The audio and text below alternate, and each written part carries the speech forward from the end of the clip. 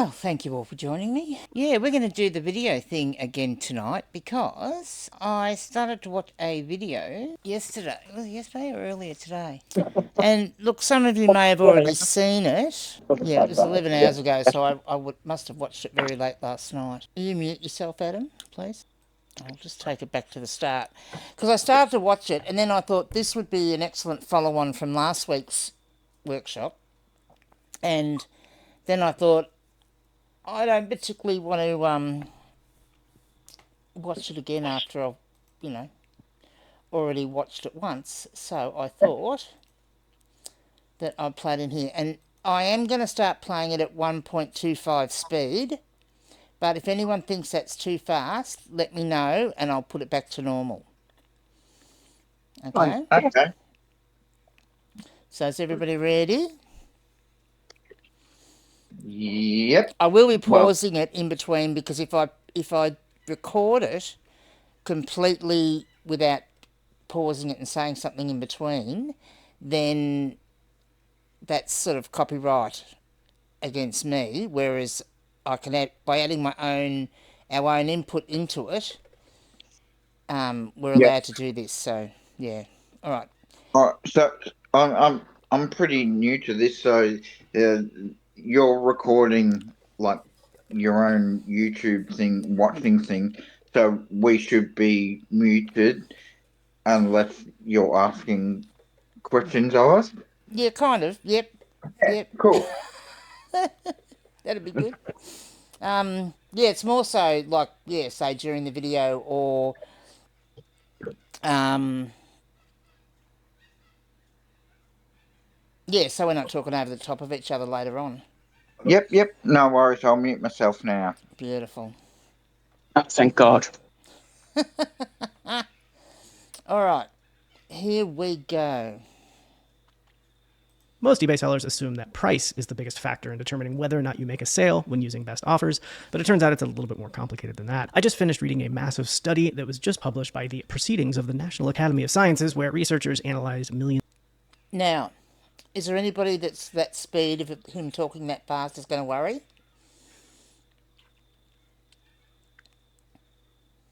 No? Of eBay offers spanning over a year, and their findings were pretty interesting and might seem counterintuitive, especially if you're a newer seller. It turns out that your response time, like whether you reject or counter an offer in seconds or minutes or hours, plays a huge role in whether buyers stay engaged in the negotiation process or just walk away entirely. But the role it plays may not be what you'd expect. So today I'm going to break down exactly what that study found so that you don't have to spend hours reading research papers like I did, and I'll tell you exactly how you can avoid common best offer mistakes and how you can use these findings to your advantage as a seller. But before I dive into those findings and tell you how you should adapt your best offer strategy, one important piece of context here is that while the study was done in 2024, the data set that they used was collected in the early 2010s, which I thought was sort of weird because back then most buyers and sellers were using desktop or laptop computers to buy and sell on eBay. And today eBay says that over 60% of their sales involve a mobile device. So that means both buyers and sellers are way more available and response times are faster and negotiations happen much more quickly than they did back then. So I actually think these findings may even be more relevant than they were when the data was first collected over a decade ago. Anyway, the first interesting thing that the study found is that currently most eBay sellers treat the negotiation process as a waiting game, which surprised me. I'm not exactly sure why most sellers don't act quickly when they get an offer. Maybe they assume that if they hold out long enough, a better one will come, or if they delay rejecting an offer, it makes the buyer feel uncertain or more likely to increase their offer. Or maybe they're not sure if the offer leaves enough room for them to still make a profit, or maybe they're just busy. I don't know. I'm not really sure. But so, question number one, if anyone wants to put a bit of input in, what's everyone think of that? Does anybody here not respond straight away when they get an offer? I mean, I try to respond as soon as I see it come in. It's not always immediate, but most of the time it is. So, I would normally respond straight away unless it's something that's a bit iffy. Yep. Sometimes I think about it. Okay. I normally wait and then I search to see if that item's listed in the last week, and then if it hasn't been, I put the price up and then send them an offer. And don't think you're quite meant to do that. Yeah, interesting take on it. Well, I guess, yeah, this is probably quite relevant then if people are tending to wait, because, yeah, some of this information was quite interesting. I always respond as soon as I see an offer, whether I accept it or make a counter offer. I just think it's better to to jump on things while it's still in the buyer's mind. Yep, I agree. And he's going to talk a bit about in the next few minutes, which was as far as I got before I decided this would be a really good follow-on from last week's workshop. He talks about the countering part and, responding quickly to a counter. So we shall go to that. G'day, Lee. Hello. Sorry, I got the time wrong. No, you're all good. All good. All right. Data shows that most eBay sellers delay their response to offers, but delaying is not a good idea according to the science. Here are 3 things from the study that stood out to me. Number 1, taking too long to counter does not encourage counteroffers. It basically discourages buyers. So if you thought that letting an offer sit for a while gives you some advantage, it's probably not the case. The study found that buyers misinterpret slow responses as a lack of interest from sellers, and they are less likely to. Sorry, getting a bit of feedback from you, Lee. Can you just mute yourself until we stop the video? Oh, yeah, sorry. Likely to make another offer. The second thing is that sellers with more years of experience respond faster to offers, and as a result, they sell more. The difference here is not some magic trick. It's just that experienced sellers are more experienced. They don't hesitate. They already know what a good offer is and what a bad offer looks like. They don't waste time making a decision. And number 3, sellers are hesitant to accept best offers on listings with a lot of watchers, but those watchers don't always turn into buyers. And I've talked about this on the channel before, so it's kind of nice to have some data to back it up. If you're holding out for a higher offer just because your listing has a lot of watchers, you might be making a mistake. But how do you use these findings to your advantage when you're using best offers on eBay? It's not as simple as just responding to offers more quickly. There's some nuance there. The study uncovered 3 major mistakes that sellers make. So let's talk about what those are and how to avoid making them. So mistake number 1, slow responses kill negotiations. So you might think that taking time to reject or counter an offer makes a buyer reconsider and come back later with a better one, but the study actually found that buyers who got slow rejections or counters were less likely to counter at all. The study said that buyers should, in theory, take slow rejections as a sign that their offer was close, because the extra time that the seller spent to respond was presumably to deliberate a close offer or something. But in practice, buyers just don't do that. Instead they get discouraged and move on to another seller. It's sort of helpful to think about this like in-person negotiations. Like say you're at a flea market for. I think he was a bit confused about sellers and buyers then, because he was saying, sellers, when I think he meant buyers at the start. Example, if you quickly respond yes or no to a buyer's offer, it shows that you're confident in the decision that the offer is good or bad. But if you were to take a little bit of time to deliberate, buyers interpret that to mean that they have given a reasonably close offer that you need to think about before deciding, and that makes total sense. But it turns out it just doesn't work that way on eBay according to the data. So if you're rejecting or countering an offer, don't let it sit too long. What works offline does not work online. The data shows that delayed responses push buyers away rather than keeping them engaged. So basically, in almost all cases, you want to respond quickly to keep those negotiations moving and increase the likelihood of a sale. So mistake number 2 is holding out for a better offer that basically never comes. So some sellers assume that if they wait, a better offer might eventually show up, especially if that item has a lot of watchers. But the study found that the longer a seller holds on to an item, the more likely that they are to accept a lower offer anyway. So this means they could have made the sale, weeks earlier at the same price. So if your item's been sitting for some amount of time, I don't know, like 60 days or so, just start accepting reasonable offers instead of holding out to thinking you might get more for it. I mean, maybe you will, but the data shows that you most likely won't. And waiting too long could cost you a sale at the same price you'd be more willing to take a few weeks later. Mistake number 3 here is instant rejections leave money on the table. So hang on, before we go into that next one, because Adam, I do believe I've heard you say that before, that if you've got multiple watches, you often won't accept an offer or counter an offer. I counter sometimes. Just depends on the mood I'm in, to be honest. Okay. Is that sped up or is he talking that fast? No, I have got it sped up, so if that's a bother, let me know, because I can slow it down. Oh. Back to normal. How much fast? Oh, yeah, I'm finding it a little bit hard fast, but that's all right. No, that's okay. I will slow it back down to normal. In regards to people watching my items, I don't take any notice of it. Well, I sort of do, but not when it comes to making decisions, because I watch items that I am trying to sell myself or find out a price for, and I just figure that watchers of my items might be people trying to sell a similar item and work out what it's going for. Yeah, and I think we're all guilty of that. Whether it's just viewing the item or whether it's watching the item, I think every eBay seller would be guilty of that to a certain extent. When I've viewed something, I'll quite often get the seller send me an offer, and I'll respond. I'll be honest with them. I'll respond and say, "Look, I'm just selling one myself, trying to gauge what it's worth. Sorry, I'm not interested in buying it from you." You see, well, I got all excited and accepted an offer like that once, Hilly. I thought, beauty, someone's offered me $70. I'll accept that. Yeah.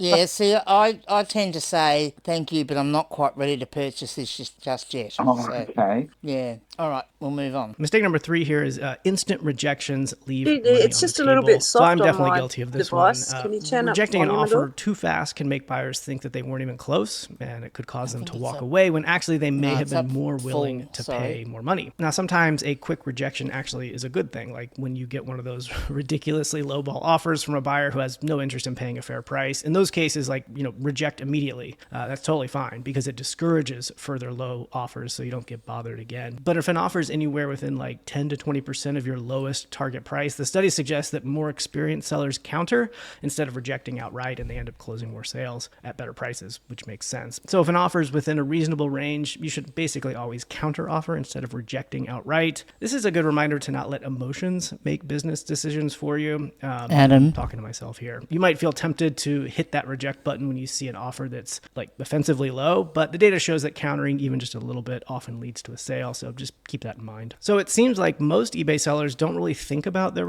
Yeah, and I will say that, like, I've been doing that a bit more often of late, instead of accepting that offer that's, maybe just that little bit too low, but it's within range. I'll go back to the price that I really want for it and counter with that, and I have been getting a few more sales out of that, so yeah, that seems to work. So, Gigi, before you hit play, I'll just sort of check, but obviously I missed the beginning of it, but is everyone or some people having, the offer on? Like, I don't have best offer on anything, and I just send my best offer, and like if someone's watching it, I just send my best offer.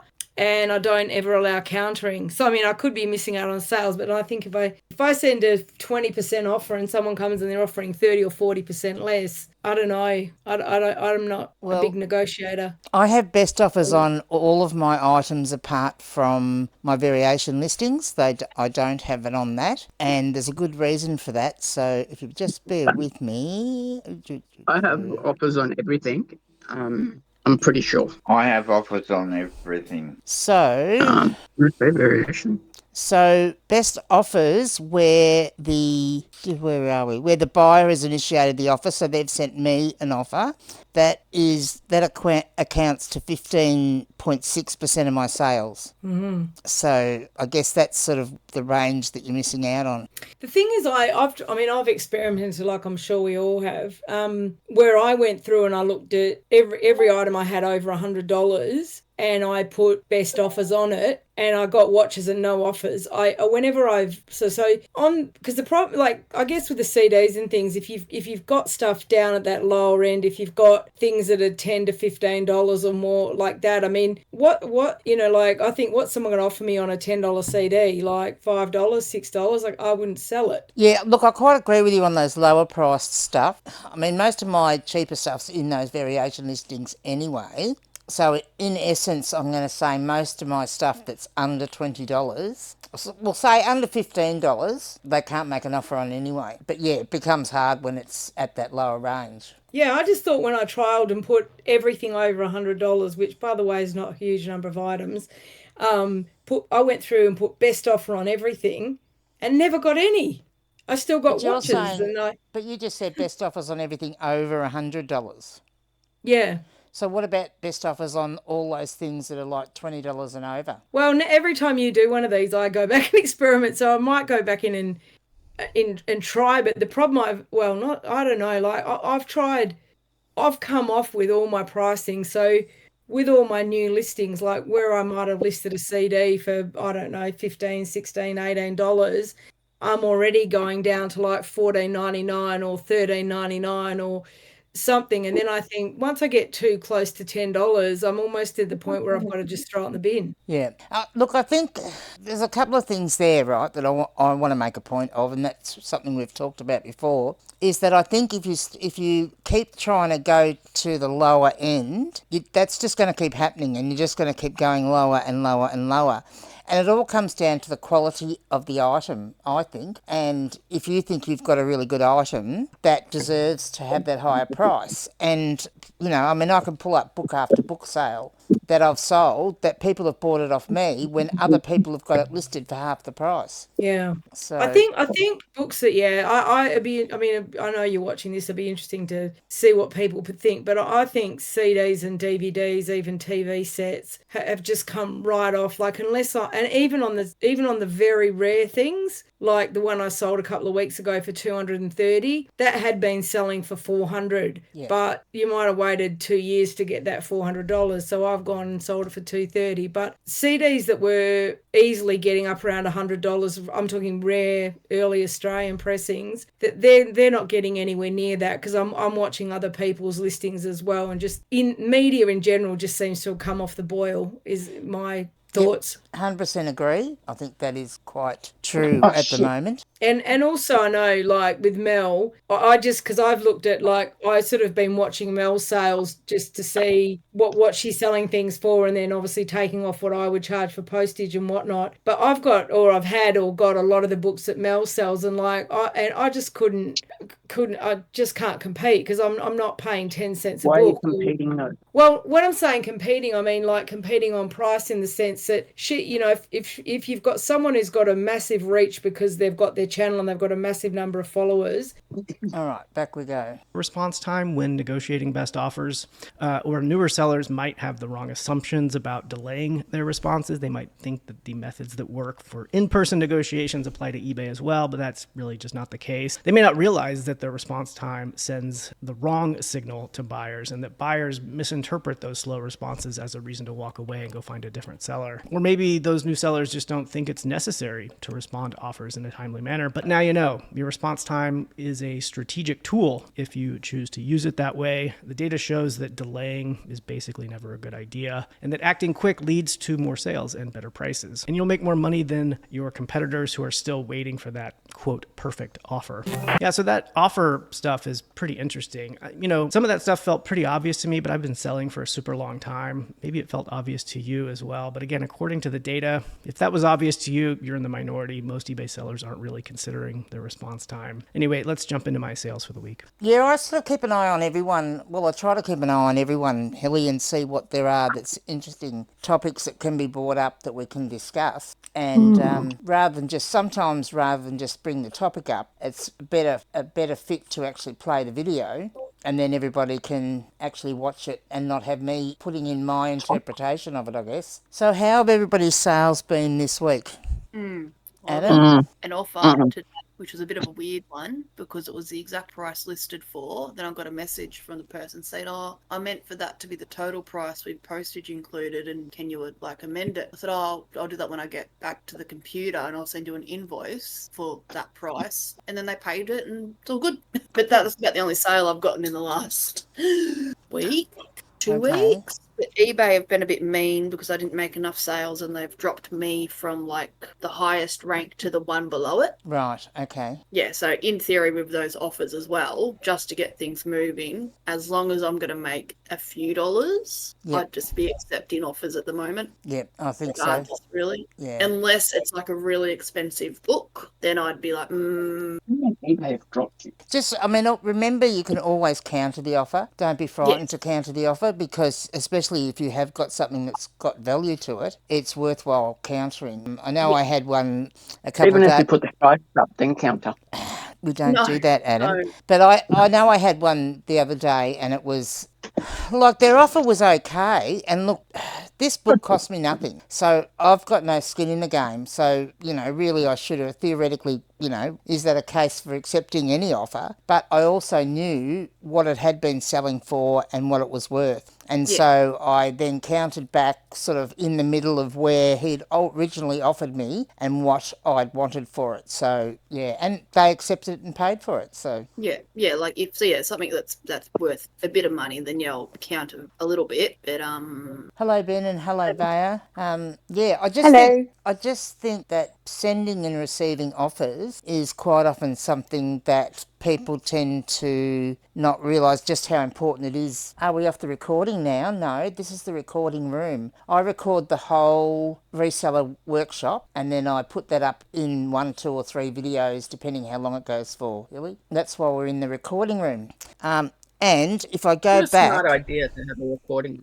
It was a very smart idea, Adam. Look, this is just for this month, right? So, as I said, my best offer sales, which are offers that have come from buyers, is 15.6% of my sales. The sales I've received from my sending out best offers is 27.7%. So 56% of my sales are without offers, which really is half, roughly, a little bit over half, which in essence, the other half of my sales are coming from either sending or receiving offers. So it's not something that you should underplay, I don't think. Yeah, that's a fair chunk. Yep, it is.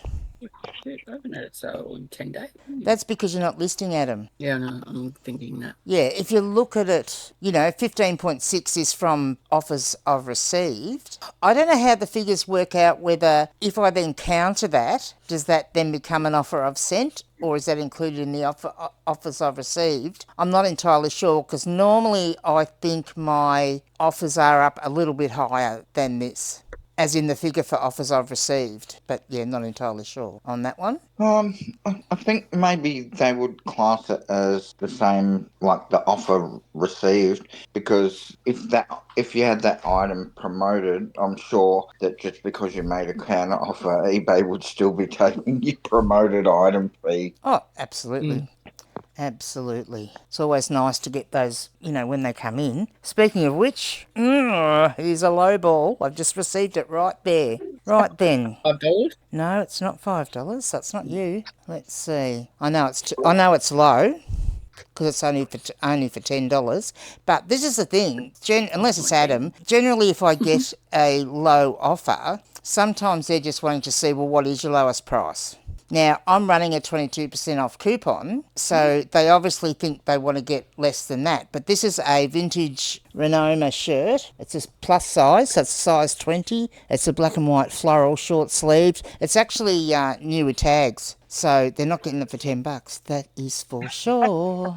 Well, I've just pulled up my sales for the 30 days and offers. My seller initiated offers, just use a round number because it's 29 point something. So it's 30%, and obviously the other ones, 70% of my sales are without offers and promoted listings, which I find really interesting because I don't promote new items for basically 30 days, and then once they've done a 30-day cycle and I refresh everything, I put everything on 3% now. I just put it on 3%, but my organic sales are 77%. Yeah. So it's really, it's hard to make heads or tails of a lot of the data. My organic sales certainly aren't at that low, that high, but I guess clothing's my thing because I do promote that higher, because otherwise I would not get a look in a lot of the time, so I do promote that up higher. But see, again, so this person's offered me $10.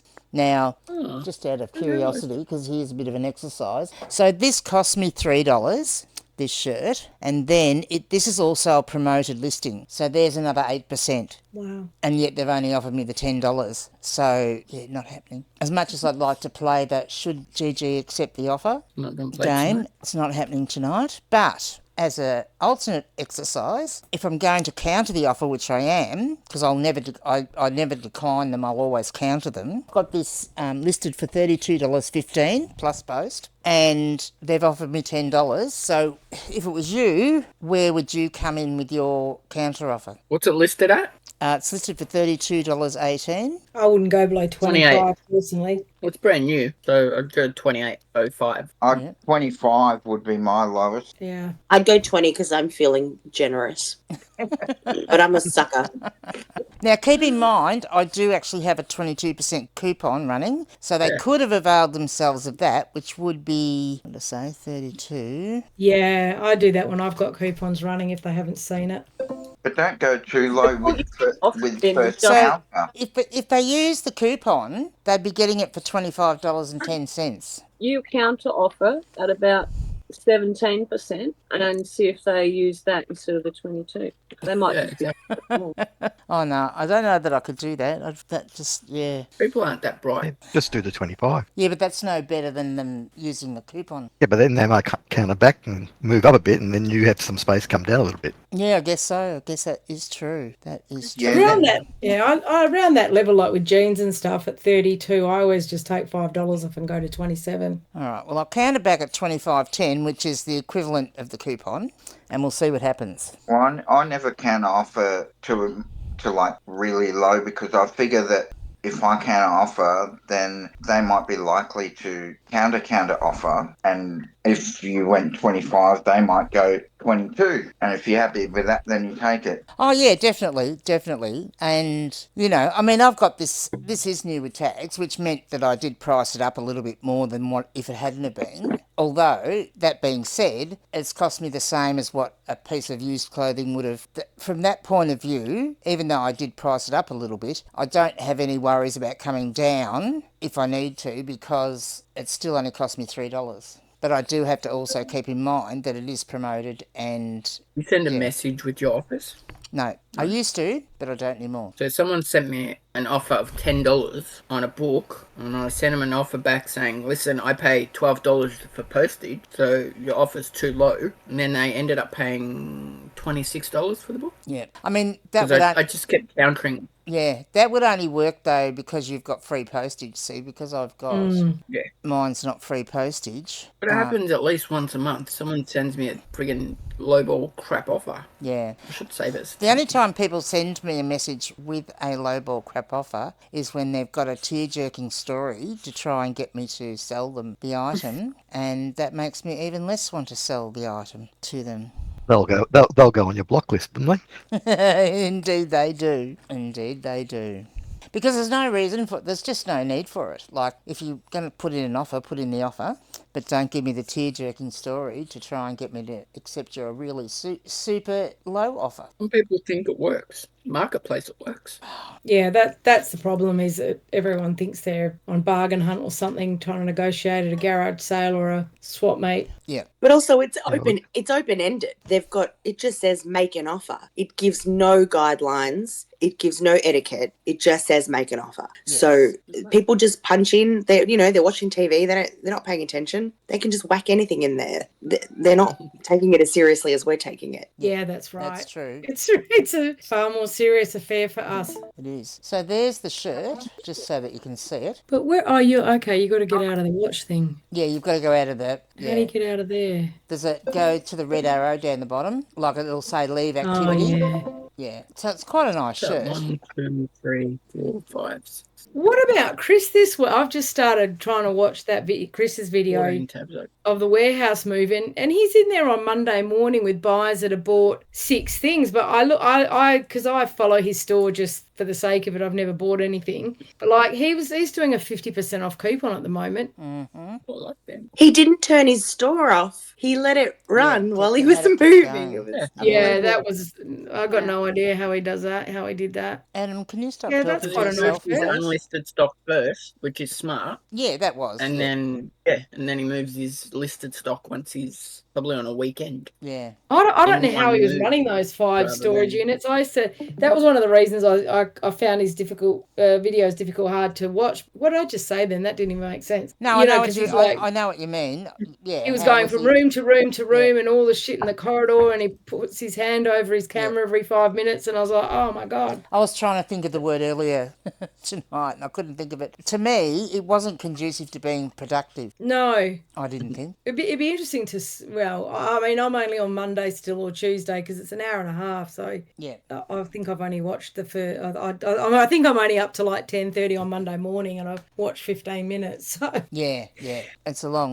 It is a long video, that one, and it's lot. There's a lot of talking in it, not so much showing what's going on too. But yeah, so there's the shirt. So what do you think? Is that worth, Well, you've listed it on the 23rd, so it's only like 2 days. So I wouldn't. The offer, yeah. What do you mean listed on the 23rd? It says you listed. Yes, that was when that's the last time it went through an end and sell similar. I actually first listed it on the 24th of September. Oh. The other thing I find with a lot of, because the clothes I've got on the other channel, whatever the account, that I've noticed there as well. A lot of the prices are just going down, mainly on Taking Shape, because I really concentrate on pretty much that one brand because I know the clothes and whatever. But same thing, what you used to be able to get for Taking Shape secondhand, it's nowhere near what people are willing to pay now. Yeah, no, that is very true. Same. Well, all the brands. City Chic is another one that I know has taken a bit of a beating of late. Yeah. But, it's going to be interesting to see how it plays out now that the whatever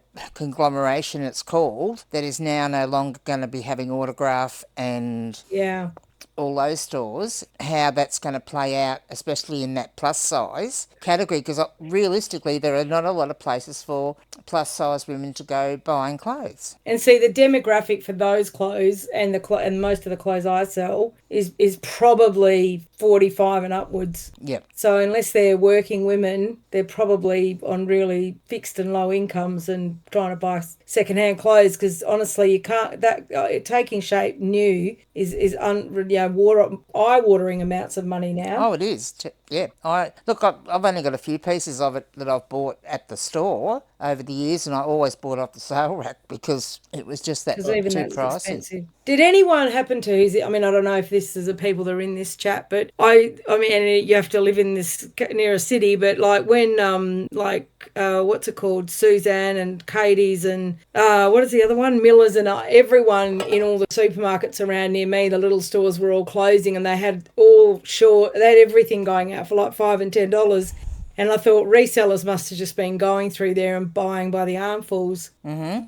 So, I mean, I didn't. I resisted. I didn't either because I thought, no, I never list them. The Let's Play, Let's Play the offer is really happening right now. Hang on.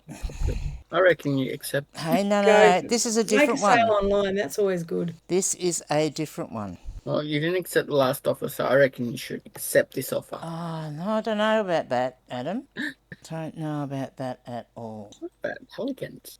Yes, it is. Oh, no. So how is everyone else's sales going? Is everyone sort of happy, or these are steady? These are. We'll do this first. So these are a pair of wooden hand-carved pelicans, and so. Jesus, give those away to anyone that wants them, Gigi. Oh, would that be? I wonder who sent me that offer. That I've got them listed. I've got them listed at $59.68 and received an offer of $5.55. Does anybody think I should take that offer? I thought it was penguins. But don't forget how useful it can be to get other people to watch. Yeah. Oh, that's not what I want. I want a penguin statue. Adam's got a couple of books in his store. I'm going to send him some offers. Perfect. Penguin. Let's spell penguin. Statue. STA. I'm going to send you some $15 offers, so I know you can pay postage and make $3. Yeah. That was generous. I would have given him 1 cent off. I want eBay to not think that it's a game, you see. I like them. So, yes. Well, it does come up with my user. Did you realise you could send back an offer for $278? Did you? Sorry? Yeah, you can go over the price. Oh, God, why didn't you tell me that? I would have put it up twice the price. You don't have any penguins, do you? Vintage finds on brand new threads. Check the sales reports, what's knocking heads. Shipping hacks and offers, deals galore. You'll be cashing in like never before.